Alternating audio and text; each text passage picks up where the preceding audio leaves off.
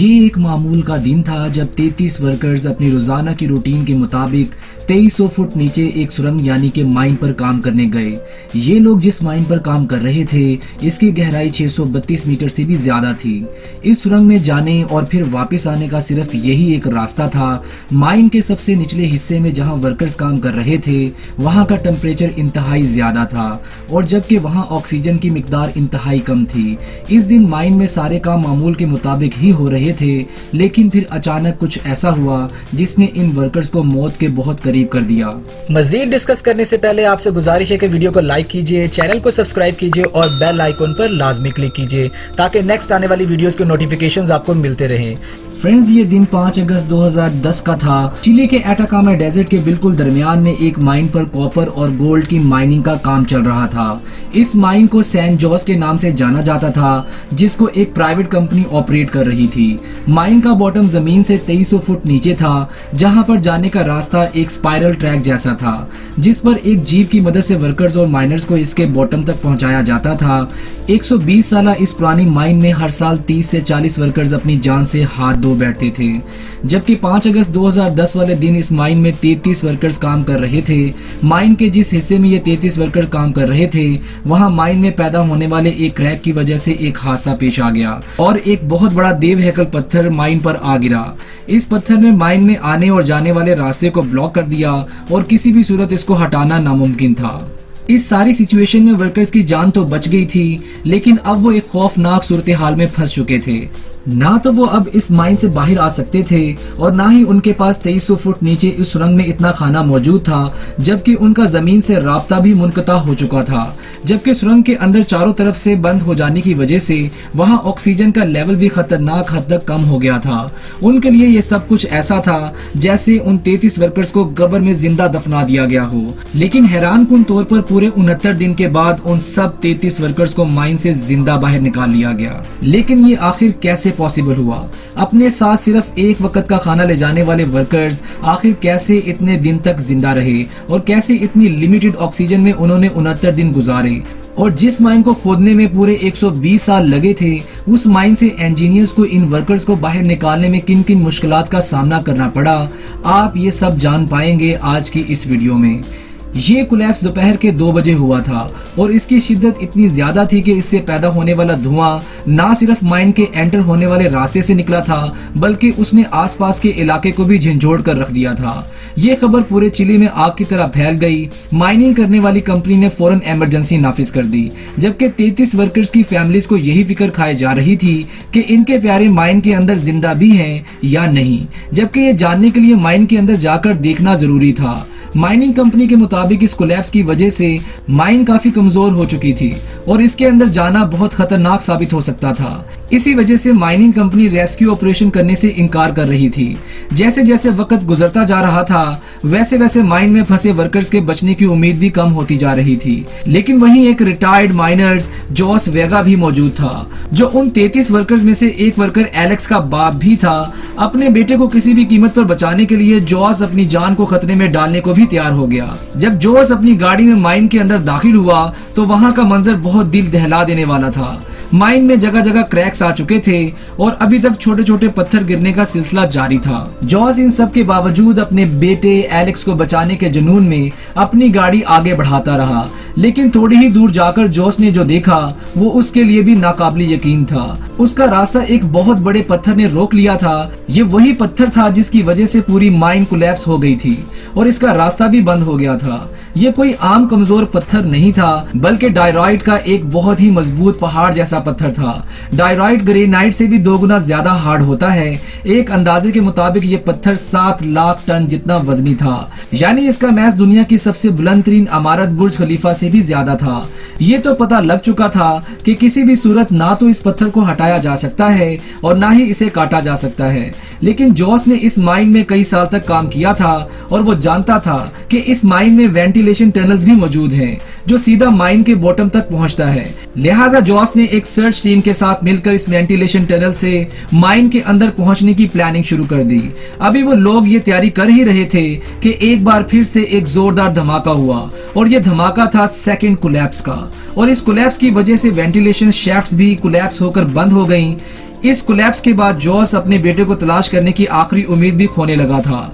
इंसानों की टीम का माइन के अंदर जाने का ऑप्शन अब खत्म हो चुका था। 24 घंटे गुजरने के बाद ये मामला इतना वायरल हो चुका था कि चिली गवर्नमेंट को भी मैदान में उतरना पड़ा, जिसके बाद चिली के माइनिंग मिनिस्टर लॉरेंस गोल्बर्न ने माइन का विजिट करने के बाद हाई स्पीड ड्रिलिंग रिग्स मंगवाई। ये मशीन्स वर्कर्स को रेस्क्यू करने की आखिरी उम्मीद थी, लेकिन इनके जरिए नीचे फंसे वर्कर्स को कैसे ट्रेस किया जाएगा, ये सवाल अभी भी सबके दिमाग में हलचल मचाए हुए था। ऑपरेशन हेड पॉल डेग्निनो ने फैसला किया कि माइन के 3 हिस्सों में 6 इंच वाइड होल्स ड्रिल किए जाएंगे और कैमरे की मदद से वहां फंसे वर्कर्स का सुराग लगाया जाएगा। लेकिन यहाँ एक मसला और भी था। ऑपरेशन हेड ने बताया कि जमीन में मौजूद ठोस पत्थर ड्रिलिंग मशीन को उसकी असली जगह से हटा देते हैं, जिसकी वजह से वो अपना असल हदफ मिस कर सकते हैं। ये बिल्कुल वैसे ही था जैसे 2000 दूर खड़े होकर गोल्फ बॉल को इसके होल में डालना, जबकि इस ड्रिलिंग प्रोसेस से वर्कर्स को ढूंढ निकालने का चांस सिर्फ 1% ही था। लेकिन इसके अलावा और कोई ऑप्शन भी नहीं था। और सबसे बड़ा मसला ये भी था कि जितना वक्त गुजरता जाएगा वर्कर्स के जिंदा मिलने का चांस इतना ही कम होता चला जाएगा। इसी वजह से ड्रिलिंग का काम बिना टाइम जाया किए शुरू कर दिया गया। अब 7 दिन गुजरने के बाद भी ड्रिलिंग का काम अभी तक चल रहा था। माहिरीन को वर्कर्स के 3 जगहों पर फंसे होने का शक था।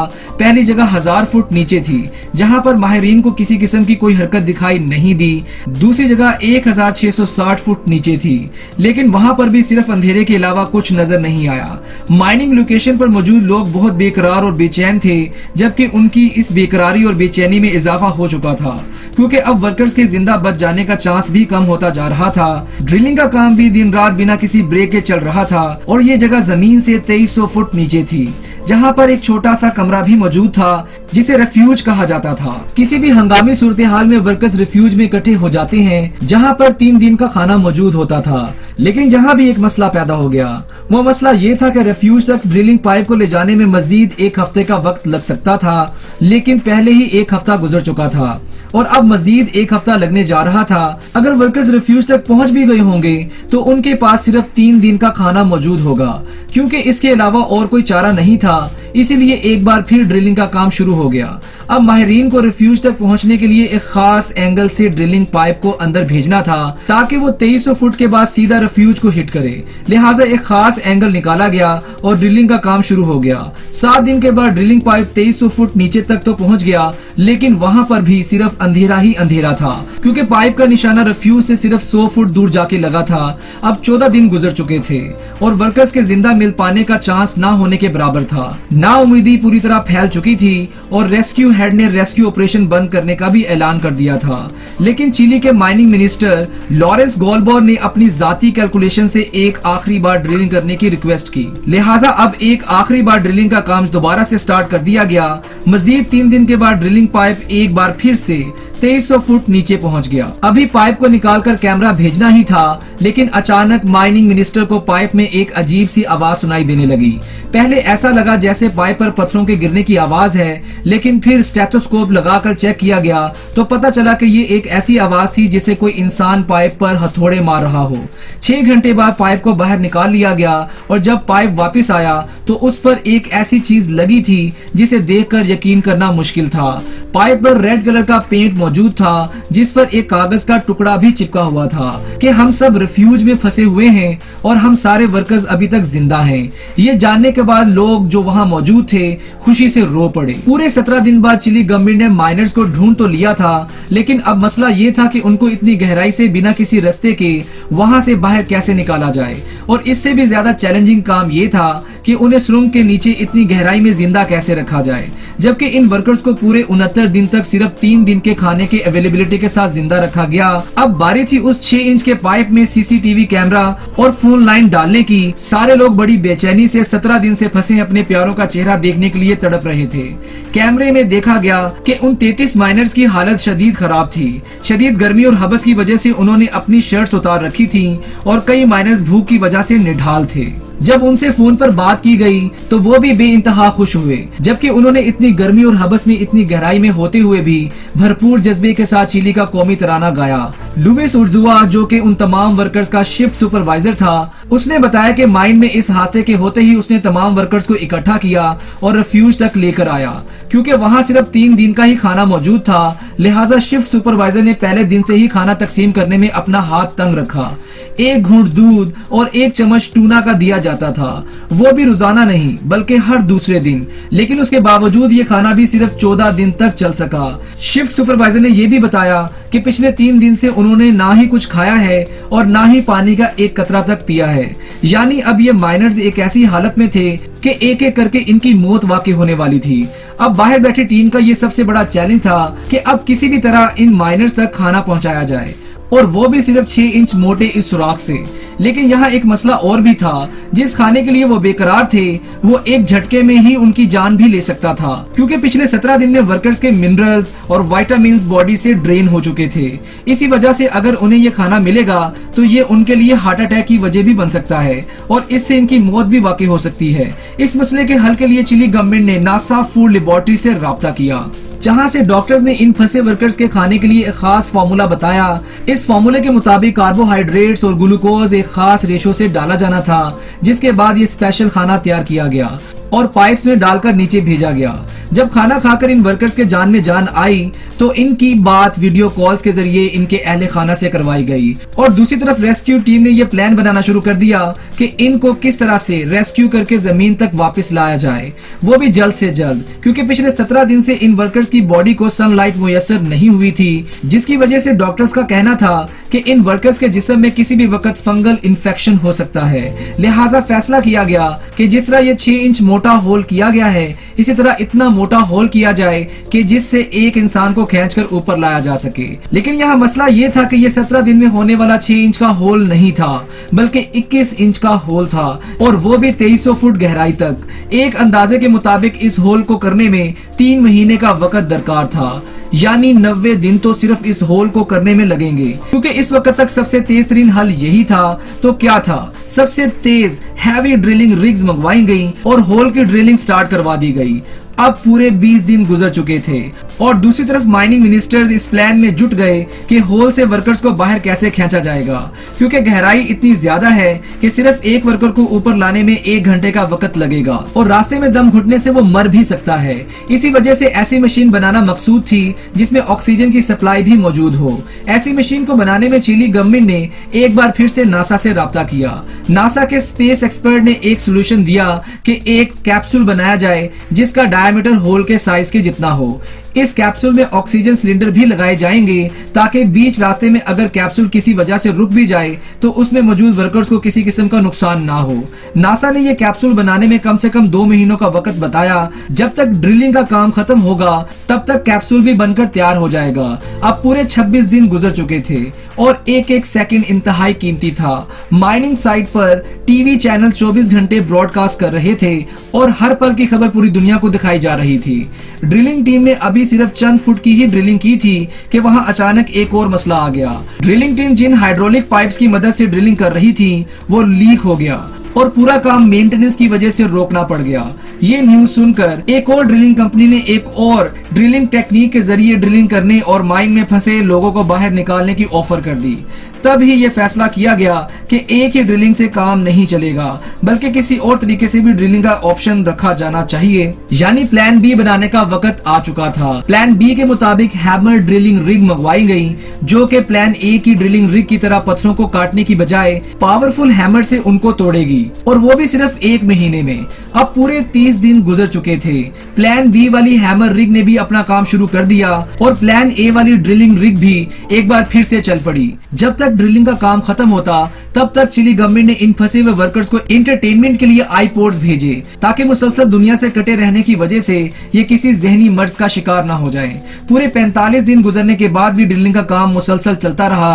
प्लान बी वाली रिग प्लान ए वाली रिग से काफी फास्ट थी और वो आधे से ज्यादा होल ड्रिल कर चुकी थी। लेकिन यहाँ एक और मसला आ गया। प्लान बी वाली ड्रिल का हैमर मुसलसल चलने की की वजह से टूटकर बुरी तरह होल में फंस चुका था। होल में हैमर फंसने की वजह से काम रोकना पड़ा। अब मसला ये था कि इस फंसे हैमर को बाहर कैसे निकाला जाए। इसके लिए इंजीनियर्स ने एक ऐसा मैकेनिकल सिस्टम बनाया जिसको जब प्रेशर से अंदर डाला जाएगा तो उसके दांत अंदर फंसे लोहे के टुकड़ों को अपने अंदर बंद कर लेंगे। लिहाजा अब कई दिनों के बाद लोहे का टुकड़ा बाहर निकाल लिया गया और एक बार फिर से ड्रिलिंग का काम फिर से स्टार्ट हो गया।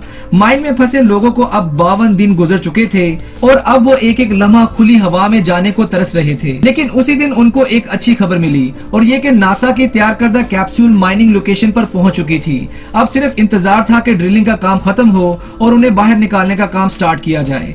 प्लान ए की ड्रिलिंग रिग तो बहुत पीछे थी, लेकिन प्लान बी की ड्रिलिंग रिग से सबकी उम्मीदें वाबस्ता थी। अब पूरे 65 दिन गुजर चुके थे और फिर सुबह के 8 बजे प्लान बी की ड्रिलिंग रिग ने 2300 फुट गहरा होल आखिर मुकम्मल कर लिया था। ये खबर सुनते ही जमीन के ऊपर और नीचे जश्न का समा था, क्योंकि अब डूबती हुई उम्मीदें एक बार फिर से जाग चुकी थीं और अब माइनर्स को बाहर निकालने की तैयारी शुरू हो गई।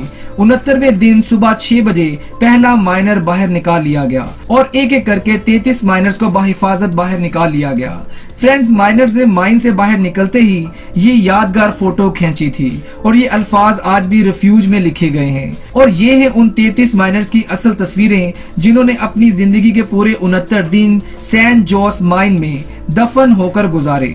उसके बाद सैन जोस माइन को हमेशा के लिए बंद कर दिया गया।